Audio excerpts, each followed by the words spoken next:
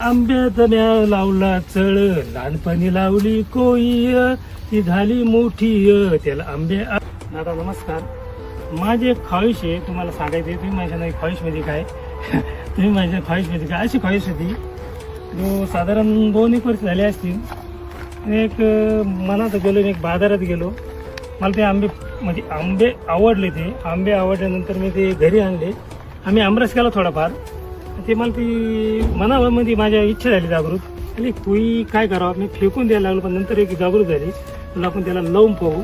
मग मी छोटीशी एक माती आणली, अशी खाणली साईडनं. आणि त्याच्यानंतर मग मी काय केलं, कॅरी बॅग घेतली. कॅरी बॅगमध्ये मग मी साधारण ती कोई मी ठेवली. ती वर्षाच्या नंतर आहे ना, चांगलं ती मस्त असा फुटली, म्हणजे चांगली वाढली ती. मी अजून खुश झालो त्याला. मग तो आंबा साधारण मला लय आवडलं. मग त्याला मी थोडंसं खत पाणी टाकलं. तो आंबा एकदम चांगला आला. चांगला आल्यानंतर पहिल्या वर्षी फळ गेलं काय दादा, मी म्हणलं म्हणजे असं फळ गेलं पहिल्या वर्षीचं. पण दुसऱ्या वर्षी भरपूर फळ आलं. तुम्ही हे फळ पाहू शकता ते. आणि आंबे खायला एकदम चांगले आहे. आणि ते खायला म्हणजे एकदम मला मस्त आवडत येते. आणि हे झाड झालं 2 वर्षाचं. तुम्हाला वाटत नसतं हे 2 वर्ष झाडात, म्हणजे एकदम 2 वर्ष झाड आहे.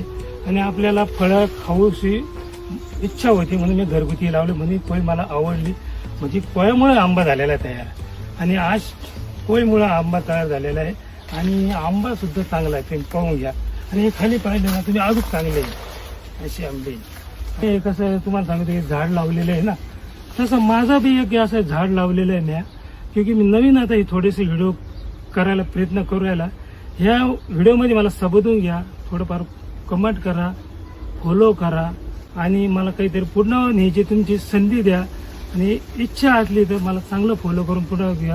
आणि त्याच्यावर मी खुश म्हणजे थोडं एक गाणं सुद्धा म्हणू शकत. मला कोई ती झाली मोठी, त्याला आंबे आले चांगले. तसे मला पण तुम्ही पुढं न्या चांगले दिल्यानंतर मी पण तुमचे आभार मानीन. आभार मानल्यानंतर व्यवस्थित मला तुम्ही लक्ष द्या माझ्याकडे. हीच माझी कृपा विनंती आहे.